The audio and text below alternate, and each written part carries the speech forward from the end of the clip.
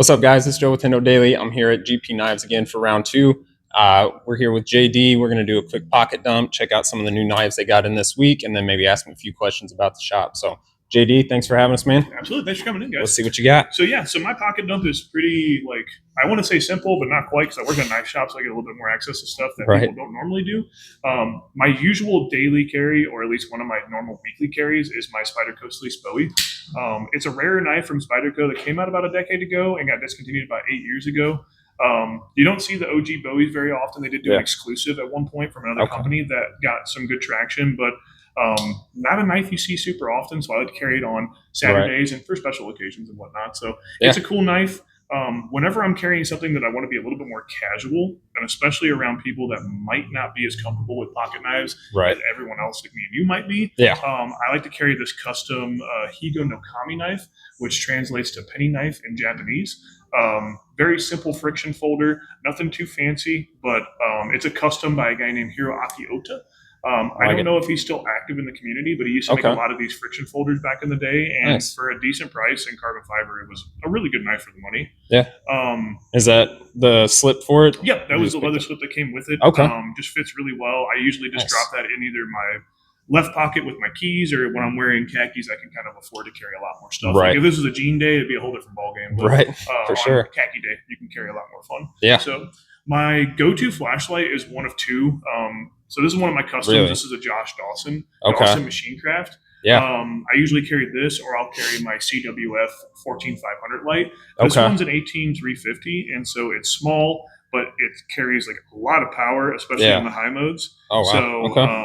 Dawson makes incredible stuff. If you're ever looking for a custom flashlight, I would definitely go to him for either him or Charles CWF. Both really, really good custom light makers. We carry both of them here in the store. That's what I thought. You guys had some over here we were looking at. That's our go-to dude. Kind of a local guy, really nice dude.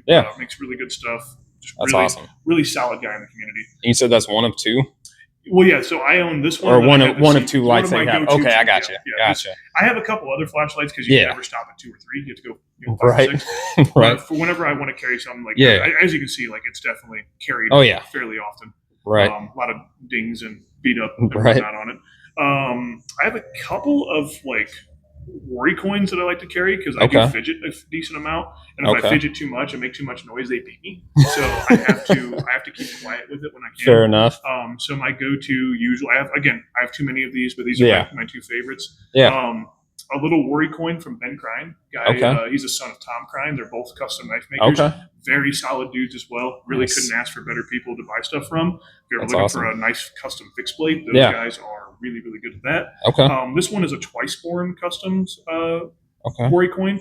The circle design is kind of his thing. I bought those on Instagram. I've been buying from him for quite a while. That's awesome. And that was one that was actually a gift by my lovely girlfriend. So she got that for me. As a surprise, she had to message him so she couldn't see me comment on the post to know she was buying it for me. That's awesome. That was a really fun one. I like carrying that every once in a while too. Both micarta. Just really, really nice little worry coins that again, it's a rabbit hole that you fall down into. For sure. Utility blade. I always think you should have a utility blade on you because sometimes you don't want to dole up your knife on 10 boxes in a row and whenever you're breaking them down. So this is a Turnback Knife Co. I also EDC a Rivery Zero, but I usually leave that one at home. That's like my kitchen utility blade for all the Amazon packages. This one has just a better pocket clip right now until the new one comes out. So I really like the Turnback just for everyday carry for at work. But really simple design, really smooth too. That one's brass, but he makes them in a couple different variations. I like the button on it. Yeah, and brass is one of my favorites. So this looks beautiful. Basically self-lubricating too, so you don't really have to oil it at all. It just kind of is smooth all the time, which is the beauty of brass. And that's awesome. I really like this one a lot. That's my usual go-to utility knife. That and the Rivery as well. Lost Dutchman leather wallet. Really like Lost Dutchman. I'm actually really liking Willow Craft a lot too. But I don't own any of them personally. But Lost Dutchman, I own quite a few Lost Dutchmans. Really good company. Really quality leather. I have a couple of them from the special drops, and this one included. So that's my every day. I never leave the house without a wallet. Clearly. That one sees a lot of use. And then, of course, the keys. Nothing too crazy, but I feel like pry bar and the Victorinox should definitely be highlighted, and a small flashlight, because those are 3 things that if I forget everything on me, I still have the knife, I still have the flashlight, and I still have a pry bar to save my knife's tips if I ever needed to be in that situation. So like, I always think you should have a pry bar as an EDC guy, because like, you might get into a situation where you need to pry bar something, and having to sacrifice one of your favorite knives tips for it is a devastating conclusion to have to come to. So having a small pocket pry bar completely alleviates that issue. And it's also a bottle opener if you ever need that too. But perfect. Yeah. Is that the EO1, the Phoenix, the light? Yes, it is. Yep, that is I have the that EO1. same exact light on my That was when they had the deal for the spend $5 and get free EO1. Yep. That's exactly it. But I mean, for a consistent 80 or 100 lumens, whatever the lumen output is, I mean, that's really all you need in most situations. Yeah, exactly. But for a backup light at nighttime, that works perfect, especially if you're just trying to get to your keys and like go to your car at nighttime. So but yeah, that's my go-to. That's my go-to EDC. Like that's everything I usually carry on a daily basis here at the knife shop. Whenever you work at a knife shop, you can kind of carry whatever you want. Right. You know, there's not a lot of restrictions. So I could carry an Espada if I really wanted to. Right. I won't, but I could. But you know, the options there. And then what about the watch? I was checking that out too. Yes. So this is I just got this around Christmas time. It's the Casio A800. That's awesome. Big Casio fan in general. I think we talked about that before as well. Yeah, we've had some conversations. But yeah, I have a couple nicer ones. I have some Seikos. I have some Orions. I've got some nicer watches. But for everyday carry, the Casios are very robust. You can beat them up. They're a lot thinner, so I don't need to like worry about watching my wrist on the cabinets and the tables and stuff that we have around the shop here. But yeah, just an analog and a digital built into one. Couple different options. I like it. It's classy while not having to be like Rolex levels of expensive, or even like Seiko levels of expensive. And just a nice watch. I usually wear this every Saturday just because I think it kind of dresses up the day a little bit. But I have like 10 Casios I rotate out between, so it's an easy brand to kind of fall into for sure. And and I mod them too, so like it's always a fun. Yeah, we had talked about the Royale last time because I was actually going to wear the Royale today, but then I thought this one was a little bit classier, and a little bit sleeker. But I do have a customized Royale as well. Yeah, no, I think Casio's definitely been my go-to watch as well. I just picked up my first G-Shock, and like this thing is awesome. It's a tank. I mean, it'll last forever. For sure. You'll never need another one unless you want it. Right, exactly. Which is also the problem with EDC is never having just one. No, you don't actually need more than one. It's just you want more than one, because whenever they're well built, they are going to last forever. Exactly. They're going to last a while. It's just now you need to accessorize, because we have a lot of options. Right. You got to mix it up, one for every day of the week or whatever. Exactly. So, well, I think one for every day of the year usually works. Or that. Yeah, we'll go with that. No, awesome pocket dump. I definitely appreciate you showing that off. You got a lot of cool stuff. Couple of questions about working in a knife shop. Yeah. I know for my personal curiosity, I'm sure a lot of other people's, how do you get through the day without spending your paycheck? That's a great question. I get asked that quite a bit, actually. So really, you do, like we were talking about this earlier with my other coworker. You kind of get it out of your system in the first couple months. The first 4 or 5 months, though, you are going nuts. Like you basically don't have a paycheck, because you have access to all these cool different things that you didn't normally have an easy access to. Yeah. You get to see things before they come in. You get to play with things while they're still really hot. Yeah. And you don't have to get that fear of missing out really kicks in whenever it's staring you in the face, and you get to actually touch it and play with it, and not have to look at it on a photo or think about how it feels. You know exactly right then and there if you like it. Yeah. So in the first half a year, you're going to spend a lot of money working. I feel like any hobby shop, whenever you go from it being your hobby, because I was a hobbyist at first. Yeah. I used to come in here every day before I worked. I used to work in a hotel. Okay. I just come in here before work. I work second shift, and I would just spend a lot of money anyway. And I just go bother my coworkers. I just bother them for a while, and just kind of aggravate everybody here until eventually they gave me a job. Hey, and that's one way to get it. It worked out. I mean, I kind of tricked them into thinking I was a lot more sane and cool than I currently am. But unfortunately, now I'm kind of stuck here, so they got to deal with me now.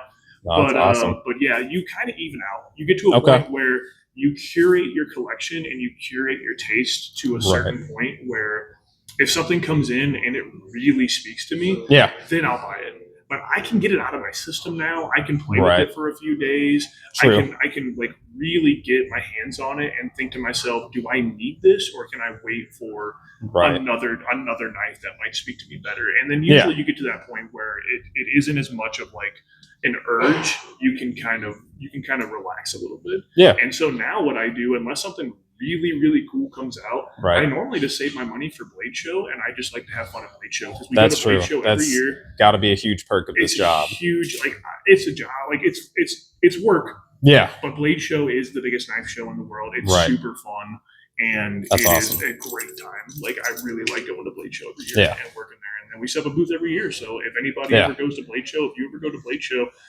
please stop by the booth. We love just talking to people. Absolutely. Clearly, I like talking. Right. So, absolutely. But yeah, no, you do get to a point where you even out and you kind of curate your taste and your collection to where you don't need to buy the first thing you see every single time the new cool thing comes out. Right. But the problem is, whenever it is something you really like, it is staring you in the face. Yeah. Like I've had a couple Pro Techs recently that thankfully the last one just sold. I don't have to look at it anymore. But it was a special edition Malibu. Okay. I really wanted it. I've got another Malibu at home sitting there staring at me. That's like, why don't you just carry it anymore? And it's like, well, I could buy the new one instead. Right. But yeah. You get to a point where it gets out of your system, and fair enough. Yeah, you just don't need to like immediately grab it. And that kind of leads, and this will be the last question for now, just because I don't want to keep you up from everybody else. But being an employee here, do you kind of have those benefits of like first dibs on a new shipment coming in, or is the boss like, no, hey, we got to leave these set out? Or depends on the situation. Okay. If it's a regular production item with a lot of quantity, we normally don't need to be as selective with it. But if it's like a rare run or something, we sometimes have to wait till it's currently in stock. Gotcha. So that way it's not completely unfair. We don't like to take away from the customers to also get their allocation as well. And some items truly are just, hey, like you guys unfortunately won't have access to it because we need all 20 of these for customers. Like, and that's just how it goes sometimes, which is the ups and downs of the business. Like when you get a chance to, sometimes you do get to something first. But on the rare instances, it's like a really, really like super rare drop. And limited quantity. Like we just don't always have access to it, which is kind of weird because you wouldn't expect that, but that's just because we want to sell knives to customers. We want customers and people in the community to get those knives in their hands. Like we want the people who are really enthusiasts. Not that we aren't, but like I can get another Spyderco sprint run. But like maybe someone else, that was their only time of like maybe they saved up, maybe they were really looking forward to it. For me to take that from somebody else would feel kind of wrong. So usually if it's not super rare, we can get kind of whatever we want. But no, that's fair. We that limit sense. ourselves, and the bosses also limit what we can purchase for that as well. It's a rare occasion, but every once in a while, we usually, and a lot of us are all in the same boat where it has to be something really that we really like that we're going to buy anyway. So we're usually not like, I don't know, taking advantage of the situation as very much at all. I mean, other retailers might be in that boat and they might think I'm crazy for saying that. But like you just get to a point where you don't always need to buy something. And so you would almost, like as an enthusiast, I would rather see someone like send me a cool photo on on Instagram or something, or post on Instagram how excited they were to get it than me having the self-satisfaction of owning it as well. So usually we can get first dibs. Every once in a blue moon, to answer the question full. Once in a blue moon, we get limited. Gotcha. So, no, that makes perfect sense, and that's kind of what I figured. But every job has its perks of being an employee of that company, and so I feel like that would be a dangerous one here. But no, it's rough on the wallet sometimes. There are some months where you're like, ooh, I wish rent didn't exist. I could have a lot more cool stuff if that wasn't a problem. But no, you go through that first time of really hitting it, and then you slow down, and then you get to a point where you're very selective about your stuff. Cool. I've watched it with myself included, but every other employee that's come through all goes through that same roller coaster of like, oh, buy, slow down, buy, slow down, and eventually you get to where, this is my collection. This is what I like. Fair enough. I like it. Well, thank you very much. I really do appreciate it. And for sure. If you don't mind, we'll get some footage, get some shots of some of the new stuff you got in, and go from there. But thanks again, man. I appreciate it. All right, guys, we just finished up in GP, and JD's pocket dump was awesome. He had some really cool stuff in there for sure. And I am really excited because I feel like I got a really good haul, saved up for a little bit, went in there, got what I wanted. So we're going to go home and check out the GP Knives haul from today. So stick around, check that out. Thanks for watching. All right, guys, we're back at the workbench, and this is the haul. So obviously 2 Kershaws and surprisingly a new wallet. So I know I have gone on and on. This is definitely one of my favorite wallets of all time. And I decided that I wanted to go back and forth. I noticed the strap on this was starting to give out a little bit, and it was getting a little bit looser. Like I'd have to tighten it up more and more. Not that it's caused an issue or any major issues or concerns, but I wanted to look at some real leather wallets, minimalist style front pocket wallets. So that is where the Willow Craft goods comes from. So this is going to take a back seat for now. Travax, you've been a great wallet. Time to try something new for a minute. So that's going to be the first thing up. And that is right here. This is the Willow Craft goods slim wask with bourbon and black and antique brass. So they had a lot of good hitch and timber stuff there. The wallet I was looking at, I would have liked it, but it was like a bifold wallet. I think it was the Crazy Horse. But then I saw these in their front display case, and they had this one in another style. But there was just something about, I don't know, the look of this that I was drawn to more. So there's, I've got 6 cards in there total. And it's got another little front spot. I tried to put the cards in the front there, but I think they're supposed to go behind because then that comes out to this front area. So I've got 6 cards in there, and then there's a slot back here as well. I guess you could use for an ID or cash. I would probably use it for cash whenever I have some, which after today's visit, I have none left. So that is the new wallet, the Willow Craft Slim Wask with bourbon, black, and antique brass. This thing looks pretty sweet, so I'm hoping with some time, it'll patina in real good, get all, fitted to where it's supposed to be with the cards I keep. Because honestly, unless I pick up a gift card or get one for like Christmas or something like that, those 3 IDs and 3 cards are the only thing I ever really keep in my wallet. And then, like I said, maybe a slot back here for some cash. So, nope. So that's the new wallet. Definitely like it. Seems pretty cool. But time will tell how it patinas and how it carries everything. And then we've got the 2 knives of the day. And we've got the Launch 21 and the Bel Air clip point with micarta. So a lot of the other colors that they had on Launch 21 were cool. I am just more naturally drawn to darker earth tone colors. So I went with the original color, not one of the newer release colors of the tan and black G10 inlays. And I've handled this one before whenever I was up there. You can check that out in the last video of mine and my brother's first trip up there. So I'd handled this before. I did almost pick up it was like raw or polished aluminum. It had a coating on it, just to kind of help keep it looking that way. But I don't know. I just had to stick with my dark earth tone colors. So I love the coated blade. I mean, this thing's definitely pretty snappy for sure. And I don't know. I knew no matter what, I was walking out of GP Knives with this knife today. Whether I got the other clip point or not, or the Bel Air, I knew for sure I was walking out with this one. And it was a toss up for sure. And I think that's what really, I struggled with, and I ended up with both. And I'm happy I did, because this thing is incredible. It's going to be a great hiking companion. It'll be a great EDC knife. And it's the first auto that I've bought in a long time. So I'm excited to carry this around and get some pocket time. And I'm just going to have to, go back and forth between this and the Bel Air, which, holy crap, this thing finally in hand. I messed with it a little bit on the last trip as well. But really getting this thing in hand and messing around with it and just fidgeting with it since I got back has been awesome. So I really love this knife. I love initial impression of the extra deep carry clip. I really like. I haven't had any issues with it sticking. I've been messing with it the last couple hours since I got home. So these 2 knives are going to be great additions to the collection, and I'm super excited. My brother actually got a really cool infinity pen or infinity pencil from Boker. I'll have to get with him and like maybe shoot something on that real quick. But that thing was sweet. Like, I'd never heard of that, never seen it before, but it was Boker brand infinity pencil. And I guess the chemical reaction between the metal point that's on there and the, you know, the chemicals in the paper, it looks, I mean, it writes just like a regular gray lead pencil. And that thing was pretty awesome. So that's what he picked up today. And I just spent all the money I had saved up for this trip today.